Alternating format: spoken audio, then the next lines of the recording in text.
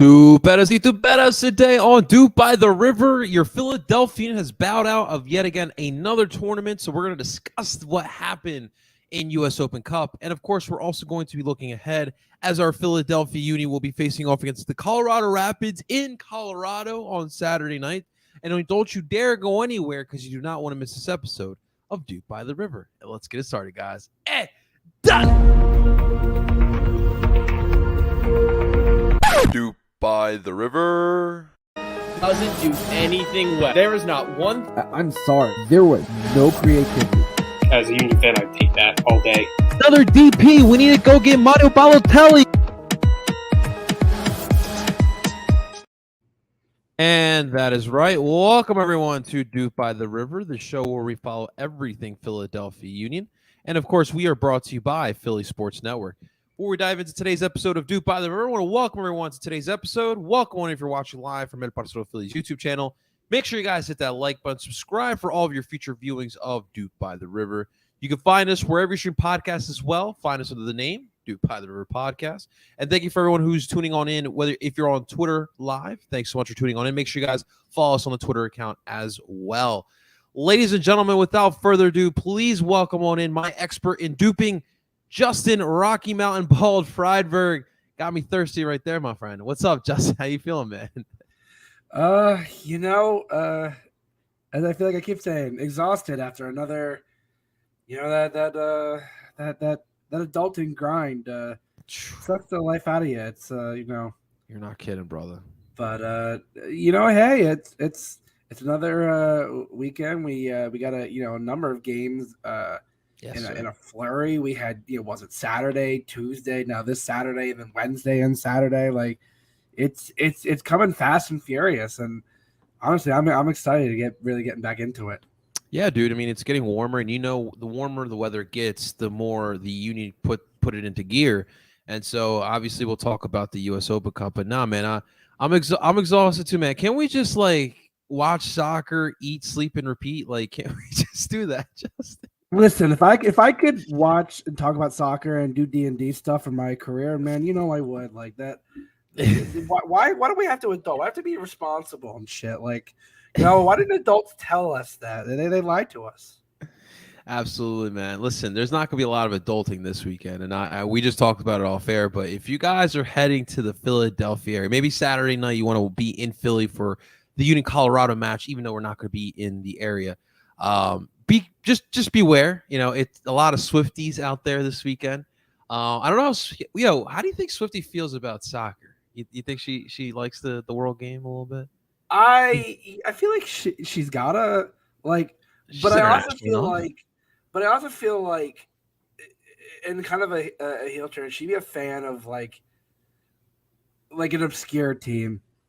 Okay. She'd peg me as a Forest Green Rovers fan, a League Two side. I see Ipswich in her, Justin, if I'm being That'd be an interesting turn. I mean, she might be a Nashville gal. She loves her Nashville, even though she's a Reading gal. But I was gonna say, yeah, she's a PA girl. So she's a PA girl. That's true. But there's a conflict there. Do you go Nashville, her home for the last decade, or you go Philly? Your home for birth. I mean, who knows? She did switch genres, so it's true. She may not be committed to the allegiances. Watch all the Swifties come in our mentions, and we get blown up faster than anything. I'm like, hey, that's one way to go viral.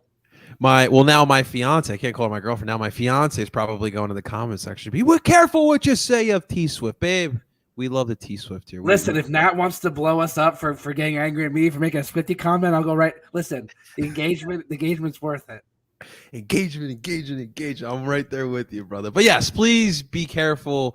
A lot of Swifties. Sometimes alcohol gets the worst out of Philadelphians, so just be careful and be aware out there. And Swiftie, we love you in Chester. We'd love to see you. So, I know Nat would love to see you as well. Justin, I really wanted to get your thoughts on this next topic before we get into some Union talk, brother. I'm sure you heard the news here today, and I'm going to try to pull up a picture for everyone here on YouTube to see. Our rivals, New York. We got some blueprints. We got some pictures, not nudes, but I guess stadium nudes we got here, Justin. We got the renderings of what will be NYCFC's planned stadium in Queens, brother. We're talking an actual soccer pitch for NYCFC. I'm going to pull the pictures up, but it looks like as it was promised, right next to City Field, right in Queens, right in Flushing. I have my thoughts. I'm curious what you think so far, just off of these pictures. Justin, what do you think about this? So I initially thought it was a bold rendering. Like the side, I didn't think they'd have that much land. The more I heard about it, I did hear there were talks about like affordable housing in the complex, and a lot of stuff, community driven initiatives. While I dislike the team, I think if it does do its promise, which I know is a big ask, because we've seen what can happen when something's promised and unfortunately just falls through for whatever reasons. Chester, Pennsylvania, a prime example. If the housing does come in, I think that like the stadium, the renderings obviously look nice, but if the housing does come through, I do think that'll do a lot of good for Queens as a whole, and it'll also help give the team a bit more of a foothold in terms of having some kind of good equity with the neighborhood, because again, that can around stadiums. If you live around stadiums, it can kind of be a toss up depending on what city you're in, and so it looks nice. I'll say that much. I've noticed a lot of the renderings for when we talk about the stadiums over the last 5 years or so, they all seem to be very they almost seem to look almost identical. I was going to ask you that. How do you feel about that?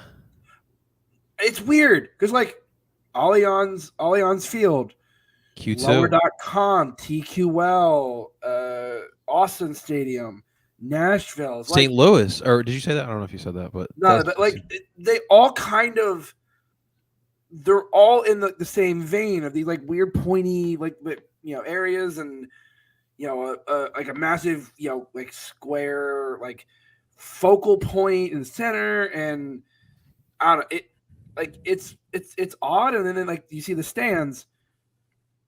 This kind of reminds me of Minnesota, and I was out there in 21. Kind of reminds me of something very similar. So it's just odd. It was what I'll say. It does. So my thing is I didn't think about it until someone brought it up on Twitter about a lot of these new stadiums kind of looking alike, and what I'm pulling up right now is St. Louis, and as you can clearly tell, that's very similar to what we saw. This is the overhead. It's that rectangle look, it's the box look, the glass, and all that. And although it is nice, but when you start having now 8 stadiums that kind of have the same kind of look, it is, fans do notice that. We as a young league, we want to differentiate ourselves from each other. So it brings single entity a little too obvious. Yeah, everything shouldn't look the same, just with different colors. But I even think of some of the modern Euro stadiums. I feel like these stadiums, they take on a part of the city, and I think that stadium in our league should do that. And I think it's easier here in the United States. You look at New York, Philadelphia, Boston, LA. Every one of these U.S. markets has a little bit of themselves that differentiates themselves from other U.S. markets. So I think that's where they should go. But we shall see. Obviously, we're happy with our Subaru Park or MLS 2.0. You can tell the difference now. MLS 2.0 stadiums with MLS. 100%. It's very clear. Are we in 4.0 yet? Or are we still in 3.0? I don't know. I'm still 3.5. It doesn't feel like we've kind of adjusted to the next level, whatever that may be. I'm ready for soccer specific stadiums that are 50,000. You know what I mean? I can't wait for those days. Now that'll take some time. I don't mind the smaller confines. It gives me as a more gussied up Like, you know, you see like from the championship down to like League Two, like most Premier League stadiums are at least like baseball level capacity, like at Right. least 40. So like, I think I like the tight feel because especially when the Sub is rocking, it's packed. Oh, It like it's vibrating all around. It is loud as anything. The fans get into it. Like, you remember that video from the Eastern Conference Final where they the drone from the bridge, and they just like you could audibly, like, the drone was decently far away and you could just hear when Corey Burke put that goal in. Just the stadium just went fucking ballistic. yeah. So I like the tight confines, to be honest. It's not a bad thought. We'll see where the direction goes for these teams. Obviously, expansion coming. We should be having another team soon. Real quick, Vegas or San Diego? Who gets it? I feel like Vegas is going to be the bigger moneymaker, or the bigger attractor. I think it's a smarter move, honestly, for money wise. Obviously, I think San Diego is the better city, but I think for money wise, I mean, look at the Raiders, look at the Knights. I mean, they speak. It speaks for itself, and the Raiders suck too. So I mean, come on, Johnny. You know, when Las Vegas gets a team, we can do a live show from. That's a good point. From the Strip, and we'll do. We'll that'll be our, like. Listen, we'll get Liam. We'll put. Do we have a company card? We'll put it on the company card. DOOP by the pool party. Exactly. I'll have a nice mojito, or yeah, man. a nice gin and tonic, and just be like, all right, here's and just hold the mic. All right, Johnny, what are your thoughts on Las Vegas's 3-5-2 formation here as we're floating down the pool? It'd be a lot. Well, also the fact that the A's are heading to Vegas also probably are they? I thought that deal fell through. They are, like, from what I understand, they are trying as all hell, and it looks like it's going to happen. Is everyone just abandoning Oakland? Like, you gotta feel at least. You see the Coliseum? Coliseum's a dump. Yeah, but you gotta feel a little bad for Oakland in general. Yes, like they went from a bunch of teams to like literally nobody. Yeah, back in the day, back in the day, they had the California Seals. I think they played with Golden Seals. Oracle. I remember my dad's first Flyers game was Flyers California Golden Seals back in the day. So there you go. Well, maybe San Jose might want to move to Oakland. Who knows there? But let's move forward here, Justin. I hate to move forward because I don't want to have this conversation again, but we kind of have to. So let's kind of paint the picture. So, right, we were here last week. We were discussing, we were venting about the LAFC loss. We're out at CCL. It was what it was. We moved forward. We're on the U.S. Open Cup. Saturday, though, we had an MLS match. New York Red Bull in North Jersey, still Red Bull. You get the win. It was 1-0. It was a win. That's all I'll say. It was a win. It was ugly. It was ugly. It was ugly. It was not ugly. sugarcoating it, but a win's a win. That's and a PK goal as well. I mean, didn't give me the most confidence moving forward. No, I can understand that. I think people, there's been this notion, and I think I said it last week, that Daniel Gazzaniga only scores PK goals. It's like, well, we draw the PKs, and he's our best taker. Like, it is statistically, he's our best taker. I said, Daniel Gazzaniga is probably going to be, I think, the best attacking player that will have ever played for the Union up to this point. At least complete. In terms of complete attacking player, I think he'll be one of the best. And yeah, was it ugly? Oh, hell yeah. But Red Bull really did not look like much. Corey Burke, I love Corey, and don't get me wrong, I would have loved to have kept him. But you see why he's not a starter. I mean, he's being forced into a starting role, and they're missing a lot of pieces. Besides the racist, but he's also, he doesn't have that consistency. He's great off the bench. He has an impact. He does that. But at the same time, the Union had the better of the chances. Red Bull had some good chances in the first half, but overall, better of the chances went the Union's way. And I said it, the Red Bull were being had an inflated points record because of the amount of draws they had. And that doesn't tell you much when you're 6 of your 9 points because of draws, and because of the way the East is, you're still right on someone's neck.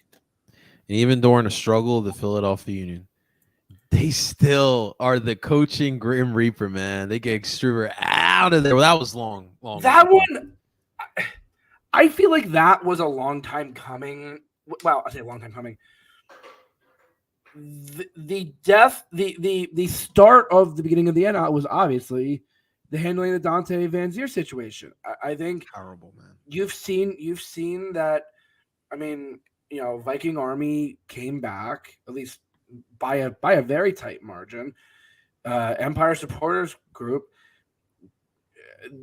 it was another tight vote. Some came back, but weren't cheering. It was very empty South Ward, like very noticeably, and that's usually the only filled section. I think when you don't address it, it was very clear, and I think the run of form was not great at all. But I think to this point, though, it's clear that the league and the team didn't really have their priorities straight. And I mean, at some point, Van Zier will be back, and if things are still going bad, I said, one player, like it's just the way the team is set up. Their attack, I can't even say if it got better because it just like even with their pieces, you wouldn't know that they had any real attack. And their defense, like losing Aaron Long, from what I've heard from Red Bull fans, like should not have been as big of a loss as it was, and yet they just did not look the same. Like the Union were still getting in their spaces and behind. And my boy Reyes is a walking foul too, man. Yeah, I mean the dude, literally walking foul, man. His history is not great with those, like with cards.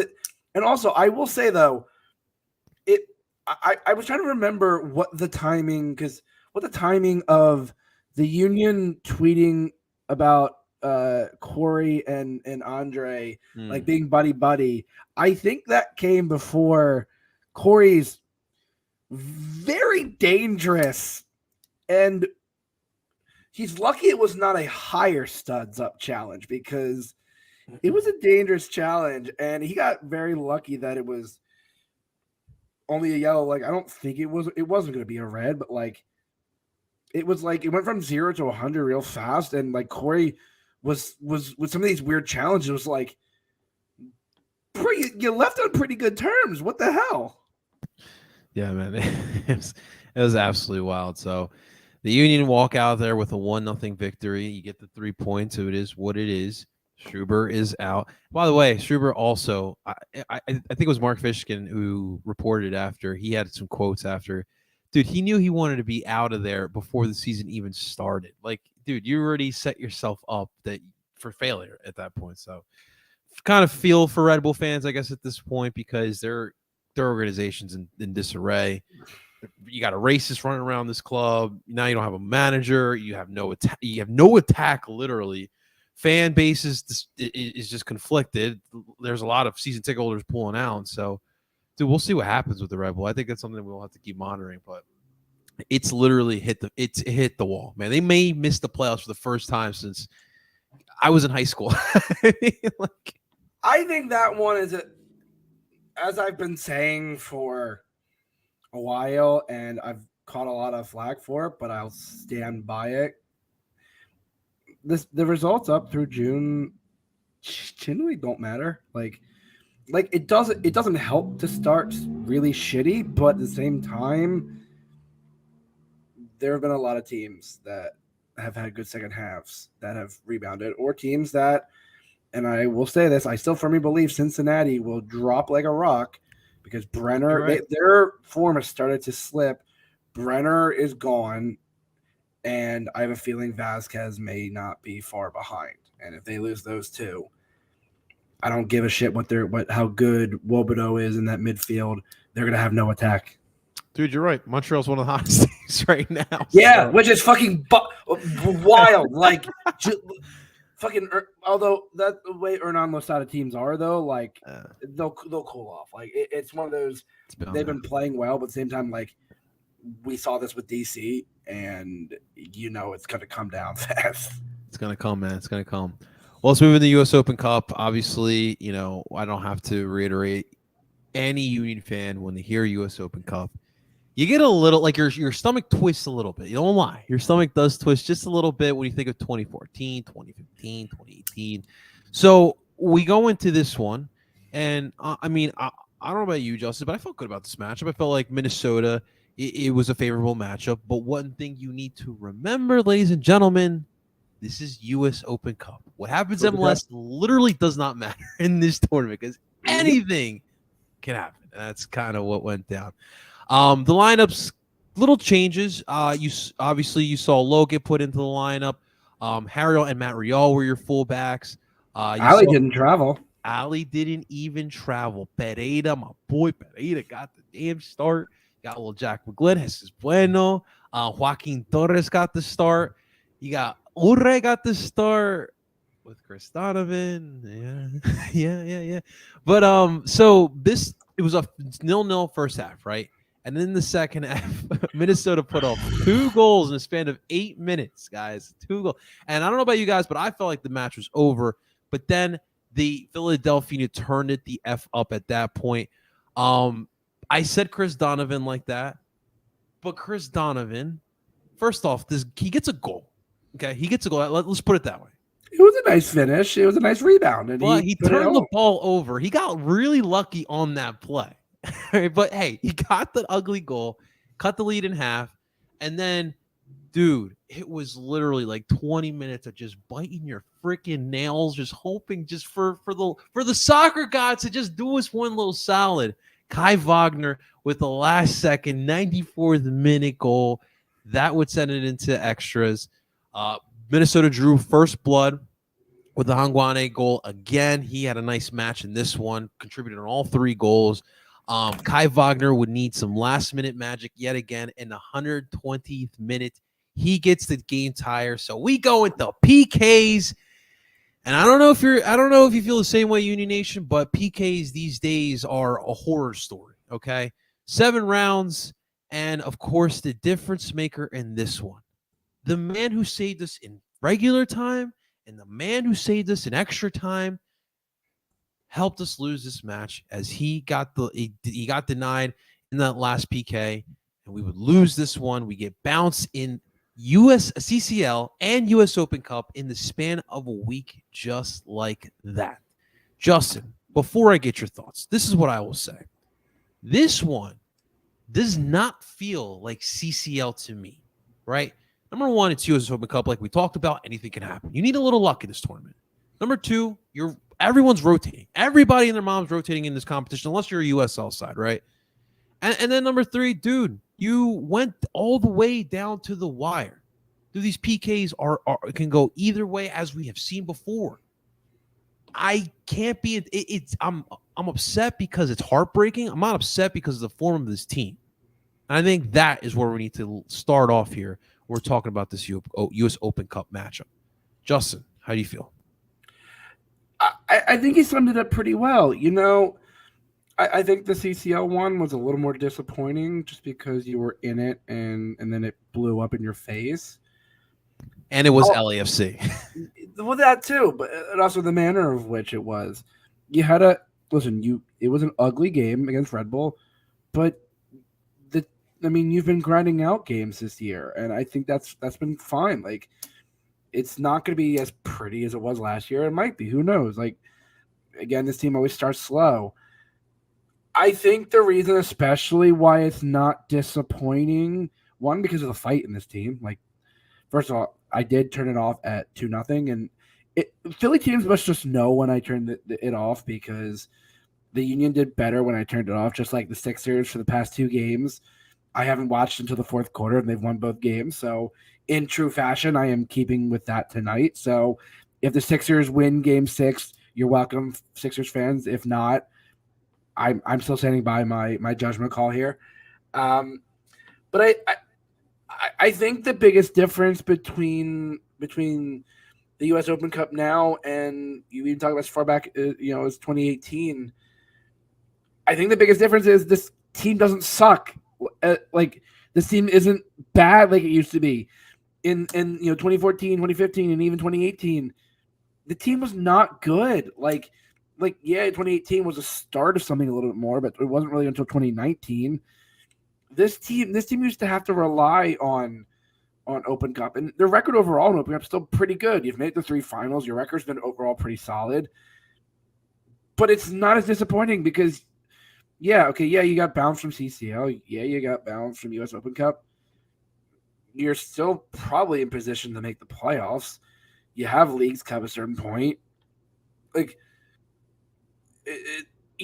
listen, not every season you're going to win trophies. Yeah, last season was a real high. It was an insane season, something that unlikely to be replicated just because of how nuts it was. But I think this game doesn't indicate whether or not this team is playing bad or good. I think this game shows that they can rotate, but also, again, you didn't travel alley. Carranza, Gazai came in second half.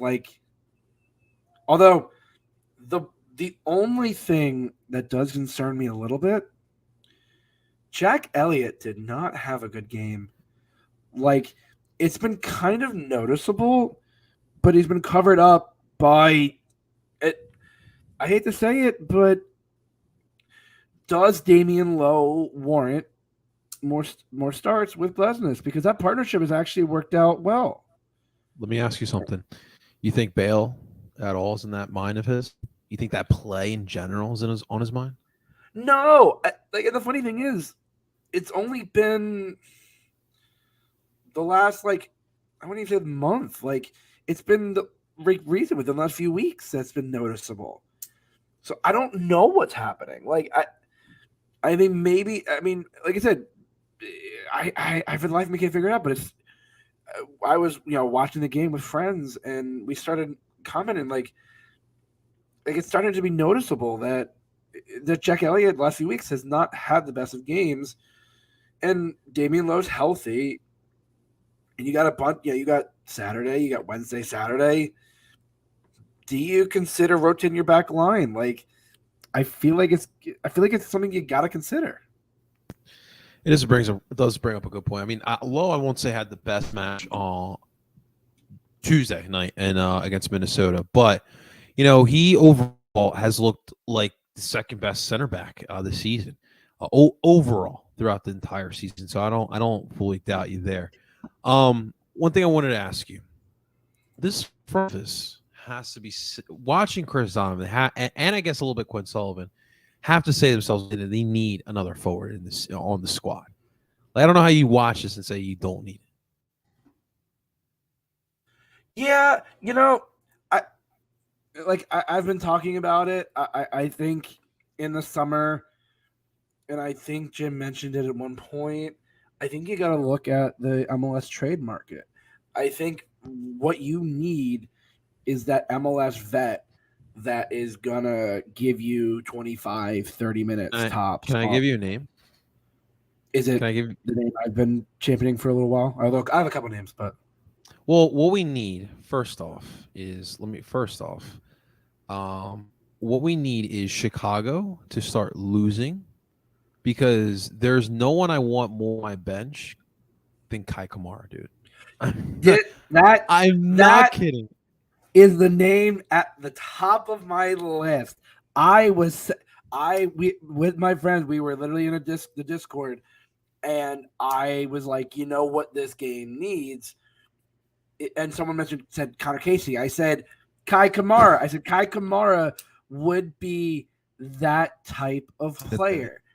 Kai Kamara is very high on my list. Yeah, he's 38, but as a trade deadline piece, as a trade deadline piece for half a season to come off the bench, it was either that or I think I said Will Bruin was another solid MLS vet.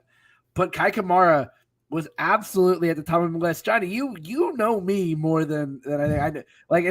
As soon as you started saying, before you said Chicago, I was like, it's got to be Kai Kamara because he's because he is the MLS vet. there is a reason he gets traded around a lot, and I have a feeling he's going to be traded for the second time this season because they're trash. Teams want him. Like he's third on the list in all-time MLS goals. The dude is like, you can get him for at least 5 to 10 goals off the bench. I would realistically like a veteran Euro player who wants to dwindle down his career, but like a guy like Kai Kamara, I'm not mad at because he's older. He's been around the league, like you mentioned, and I know he can bang some goals. And I just need Corey Burke's work rate. That's all I need. 30 minutes of just pounding it on a back line, getting some goals, closing out matches, and that's one thing that this team has missed is, Corey Burke's closing ability in those matches. You look just look at the MLS Eastern Conference Finals. Corey Burke comes in, he puts the exclamation point on your Eastern Conference title. And that's kind of what you do need. That's part of the Union way, playing all 90 minutes and just killing teams in those last 20, 30 minutes. So definitely something that they have missed. Jesus Bueno, I thought he looked good. I like his physicality. I think that's really what I love about it. Haven't seen so much. I saw a little bit earlier in the season, I guess like the Alianza series. You saw more of how he played with the ball at his feet, creating from that position. But I saw a lot of physicality, and I just feel like he has to be your backup 6 right now. That's just my opinion. Yeah, I thought he had a decent game. Him carrying it up is definitely some of his best, but kind of like El Brujo, it's the passing is still a little all over the place. Like there were a lot of moments where he'd bring the ball up and there'd be a decent chance for a counter, and the pass kind of went awry, and like it was always getting towards the final third, and you looked at it going, man, if only we had a 6 that could pass the damn ball. Like I don't know. It's something. I know it's a lot to ask for a ball, winning 6. And although I wouldn't have minded Eric Williamson, and I know our boy Zach would love me in that shout, but I think he's definitely warranted more time, and I think Jim's got to kind of figure out what it is exactly he's trying to get at, which like with rotating the 6, like it's kind of part of the problem is I don't like you sometimes some games you don't know what exactly it is he's trying to go for with these lineups. Absolutely. One more player I want to highlight, Justin. Joaquin Torres. First couple minutes, he puts 2 long volleys, but you like to see the aggressiveness. And like I don't know what it is with Joaquin. Like I still need to see more from him, but like just the shifty ability, like his ability to win on 1v1 situations. Like he's very valuable, and I don't know if putting him as a forward is the best option as well, but you have someone that you can use in different ways. And we talked about tactile flexibility. I feel like I've just been beating that drum. But that's someone that really can help with that. And I loved what I saw in the beginning parts on the match on Tuesday. Yeah. Joaquin, like, obviously started off really hot. That was kind of how it was. But I don't know. There hasn't been I think reason why he's better off the bench is because the longer the game goes on, it feels like he kind of not loses his luster, but like there were times where he on one of the Minnesota goals, he tries to draw the foul. It's not a foul. Ball goes out. Minnesota throws it in quick. They score, and he's still complaining to the refs. Like it was a sequence. Like for the most part, he's been fine, but it's been a little noticeable the past few games. So I don't know. I kind of like I obviously I like him off the bench as a depth 10, but yeah, as a forward, it's kind of in a weird situation. Like I think it's why, like I mean, Nelson Pierre's not probably be coming up at least in the first half of the season, so that's why this MLS vet in second half of the season may be necessary. So we'll see. I like Joaquin, and he brings a lot to the table in terms of attacking firepower. But when he's the one to be relied on, that's when it gets a little dangerous. Yeah, man, and of course the three-headed monster, the third of the three-headed monster from the offseason that we got, but he also got the start, and his first minutes we've seen in a while. I think Orlando match, yeah, you could. I thought you could tell that he hasn't played in a while, like at least been in the lineup for a while.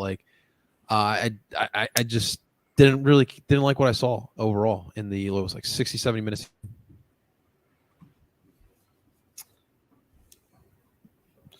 Yeah, listen, it's going to be one of those. I mean, we could talk about it now, and then next month it's Joaquin pull off another stunner, and not listen, I still think Chris Donovan finish. It was a nice finish, not a bad chance. Mikel Uwa, I thought had a solid game. I think he created some chances. Having to be rescued by Kai twice was not the greatest look, but again, I'm not I've been saying this. I'm not looking into this game all that much. Very true. Very true. At the end of the day, we're gonna have to wait till next year to try to make another run at U.S. Open Cup, but it won't happen this year. And you know what, Justin? Congratulations to Minnesota. You survived this one, and you guys are moving on. And best of luck to them. But for us, Justin, right now we have 6 matches, and I believe it was four of them at home, 2 on the road, and this is the opportunity right now, Justin, to really catch around in the Eastern Conference. You're going to have some rivalry matchups in there, but first up, you got Colorado. You're going to be in Colorado for this. It's been a while since we played in Colorado as well, so that's going to be fun to see. Colorado, or I forget where actually, but it's not in Denver. It's one of those outside. It's just outside. Yeah, it's actually pretty nice. Pretty nice stadium, pretty good setup. But one thing I do want to mention, I've been dying to talk about this, but Bruno Martinez is not in the injury report. Now the question will be is whether Jim decides to play him in this one. It does seem like he will be in the 18. Will he be in the 11? That'll be to see for Saturday. But that's good news. That's good news to have Bruno Martinez coming back slowly. So we'll see when Jim decides to bring him in here. But look, I mean, let's talk a little bit about Colorado. I mean, this is a team that not a lot of people expected them to finish high. They've obviously been losing players since that the once a couple of years ago in the Western Conference. But right now they do have 2 wins with 3 draws and 2 wins, 6 draws, 3 losses on the season. That's good enough for 12 points. They're currently sitting just outside a playoff spot as they are tied with 12 points with Minnesota, Portland as well, who are 8 in the 8 and 9 spots. But it's obviously, you've seen the losses that they've had over the past couple seasons. You still got our old friend Keegan Rosenberry, Philadelphia Union homegrown as well. They still do have Diego Rubio, of course. Abubakar is there as well still. One thing to keep in mind this upcoming weekend is Connor Ronan, the Wolves product there. He's someone to keep an eye out for as he's pretty dangerous there in the midfield. Justin, my expert in duping, as far as Colorado goes, what can you tell us from your expert analysis of the Rapids, my friend? One that the injury problems to Jack Price, and I believe he may be out for the year again. Has still been killer. I think. Yeah, they come off of a nice result in LA, but I mean, let's be honest, beating the Galaxy these days is not exactly how the money have fallen. Challenging, but I think Jack Price being out has obviously hurt this team a lot. I know they will be without Yappy, the young homegrown, who is with the U20 World Cup team, as well as some of our homegrowns. the big, I mean, and I assume you saw the news coming out of Dude. you know their midfielder Max being implicated in a betting ring. Dude, there's a lot of this lately. One of the 16 players. One of 16 players, the only current MLS player, but there was a former MLS player. From what the reports were shown, he accepted around, I guess it was $12,000 US to take a yellow card in a game.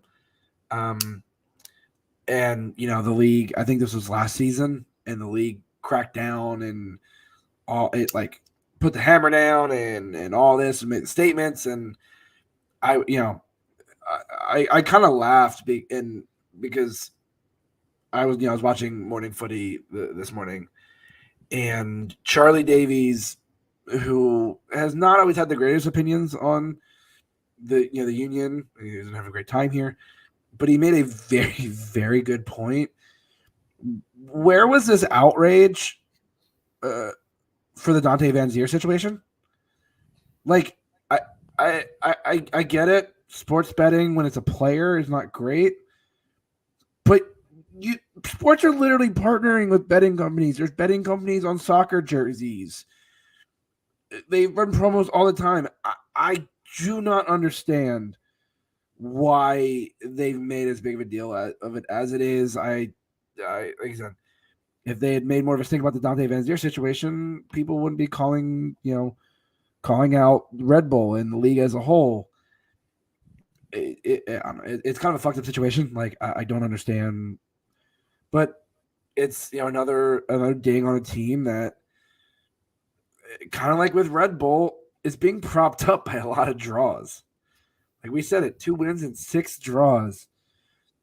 That they like, their defense isn't a leaky one. Like, it's not hemorrhaging goals, but their offense hasn't been that great either. And they do have Kevin Cabral, who they acquired from LA. He's hit or miss. Like, I think he was that way in LA, and I think it's still kind of like when he's on, he is just ridiculous. But that's not all often, and I think it could be kind of a high price for a guy like that. I don't know. I'm expecting an ugly game. I think it's kind of Robin Fraser is very good about setting his teams up tactically.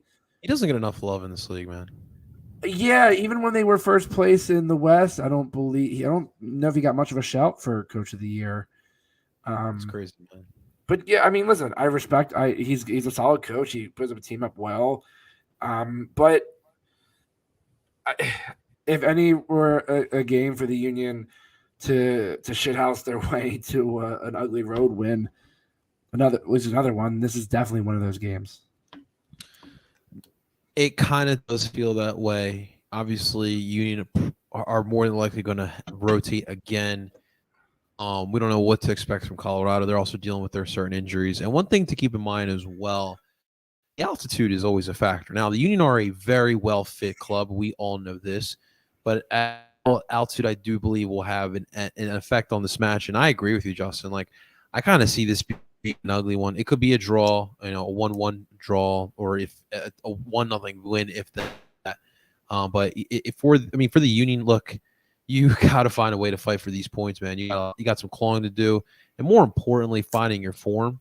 It's not even with just your main starting 11 Jim always likes to run with, but it's just the attack in general. It doesn't matter who you play with. We got to get this attack going, and I think this could be a good one to kind of get it going. But I think they're just going to fight and claw for that stinking point or 3 if they're able to get that as well. So it should be a fun one, man. I wish we were going to this. I really do. Colorado's dope. I was kind of annoyed. I was supposed to go out to Colorado in the pandemic in 2020. I was supposed to go Memorial Day weekend and I was going to see the Phillies play, stay with my cousin.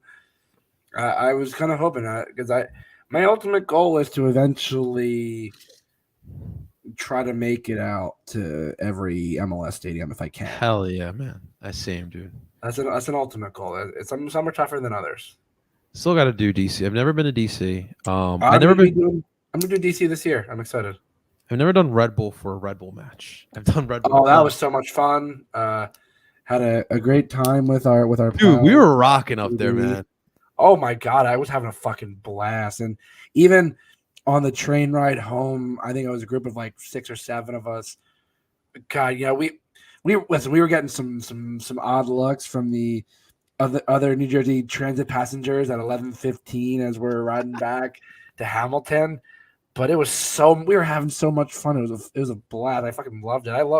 I love the Red Bull away days because for me, like, you drive up to Hamilton, you take the train up to Newark Penn, you take the path one stop over, it drops you right off at the stadium. I walked over to where Matt was tailgating with ESC, and we have some friends in Viking Army. And I will say, like, they were really chill with us, and we've made some friends over there. They're great. They're some good people, and it was a fun time. I always loved that. Those away days. Harrison's definitely a dope town, man. All right, let's talk real quick about the starting lineup. It'll be interesting to see what they do. We do believe Blake will stay in goal, correct? Yeah, I would. Andre Blake's the one where I'm like, you don't need to really rotate goalie. Like, I think it's kind of like, it's rare to rotate goalies. Right, absolutely. The back line, we still think it's gonna be a 4-back set. Yeah, Jim going no 3-back set in this. No, not for a Western Conference matchup away. Yeah, I don't think you would do, especially when you need all 3 of those guys. I don't think. Yeah, I think it would be risky to even put like Nate or Matt Real as the other center back in the back 3. So Kai in left, right? Kai's back. I think he's been coming back pretty well from the injury.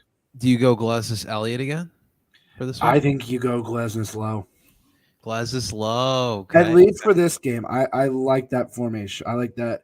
I think against like DC, I might throw Jack in there, but I think for this game, I think I would probably go with Damian. Okay. Lowe. So the big question as well is Bizo out of the dog pound?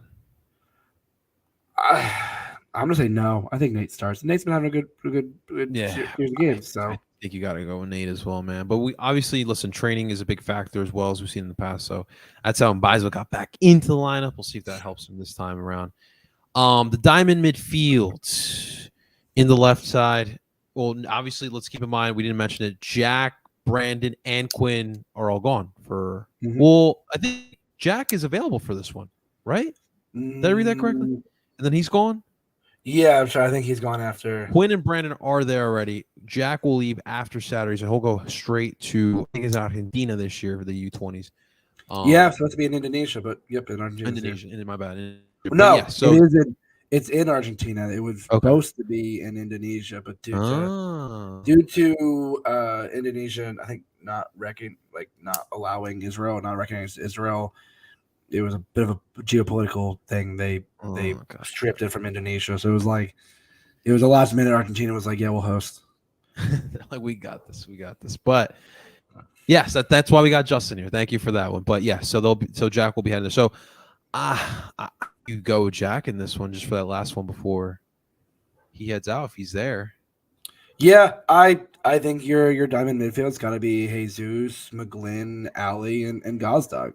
I think that's. I can roll with that. I think that's a solid midfield, and I think that gives you, especially with the way that their defense is, and if I think Jack pinging the balls over the top is gonna give you a lot of space in there. Okay, and then you got Carranza and Urre at the top. I think so. I think Uwa has been doing really well at stretching the back lines lately. I think that partnership with Carranza, they work well. I think because Carranza does a lot of the dirty work.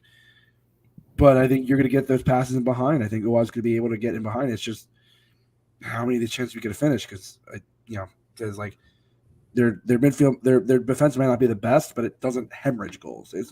They're not sound, but they definitely don't hemorrhage 3-4 goals at a time. So, right here, the tough part is that you don't have Quinn, right? And then you got DC Wednesday, New England on Saturday. You figure Chris has to go in one of these matches, man. I feel like maybe Chris Donovan's probably will play either. He'll play either one of the games next week. Oh man, I'd rather play Chris here and then run Carranza and Ure for DC and New England, but it is tough, and that's why we're saying like we'd be well suited to bringing a veteran forward of some sort who knows how to bang in goals, preferably knows how to do that bad boy. But all right, let's move into to our predictions here. Justin, give it to us. What do you think will happen? Give us our final score. I think it's going to be an ugly one. I think you're going to need to get the most of your chances, to be honest, because scrappy games means mucking up in the midfield and getting one through when you can. It's not going to be more than a 2-goal difference. Like I think this back line can hold, and we saw what they were able to do well against Red Bull. Mm-hmm. I'll throw in for a 2-0 Union win. Huh? I think you're going to get, like I said, it's going to be an ugly game. I think it's going to you're going to get some goals off of set. I think set pieces will be key. Yeah. And the Union have done well on set pieces this year. So I like considering what Colorado is missing. Like I think I don't know. It just feels like I think the Union can hold it well, but I think the biggest battle is going to be in the midfield, because when the Union can control the midfield, and if they don't have possession, when they can control the midfield, you see what they can do, and they did it pretty well against Red Bull. I think that midfield battle is going to be even more important on the road in Colorado. Yeah, I agree, man. I personally believe that the Union will get a 1-0 victory. I agree with you. I think it's going to be an ugly one, but like at some point the Union kind of just have to say enough is enough, and I think it'll be a close match for, let's say, like 80 minutes. I could see like a late minute goal here, and we feel like we keep saying this. We're just hoping for that one result where it just brings the confidence back in this team. Like we know this team is good. I still don't doubt that this team is really, really good. Like they are genuinely the second best team in this league. But it just doesn't feel like they go out there and play like that from time to time. And I want that confidence back. I want that kind of attitude that they kind of play with, and that swagger. And that's really what we're hoping that they kind of come back and get to. But listen, my man, were you watching the match on Saturday? It's an away one. Yeah, it's also a late one too. I don't know. I might on Sunday, dude. Well, there's not much to do Sunday, so I think I may be in my usual spot at Zed's for at least like the first half. What time is Zed's close? Usually 10, but they'll say open late for Union games and do last call like the 75th minute. So I may say for at least like the first half. That's awesome, man. It's just like at the Zoo, man. Oh yeah, it's good. Except for that, I you know what I love is when we go to the Heineken bar, the second deck, and on the deck, I'm sorry, and you get the smell of the sausage and peppers right there, dude. It's just like, oh, kills me every single time, man. Yeah, every damn time. Every damn time, man. Well, listen, that's going to do it for this edition of Dupe by the River. We really do appreciate everyone tuning on in. You guys enjoy their weekend. Enjoy the match this weekend. Please be safe. Remember, it's going to be crazy in Philly. So we warned you. We warned you here. Warned you here first, guys. But thanks so much for watching, guys. Make sure you guys hit that like button. Subscribe for all of your future viewings of Dupe by the River. We're available wherever you stream podcasts. Find us under Dupe by the River Podcast. Make sure you guys follow the Twitter account that we're live on right now. And, of course, ladies and gentlemen, until next time, that is Justin Rocky Mountain Bald Friedberg. I go by the name of Edit Barcelo Philly, and we're telling you guys to dupe on.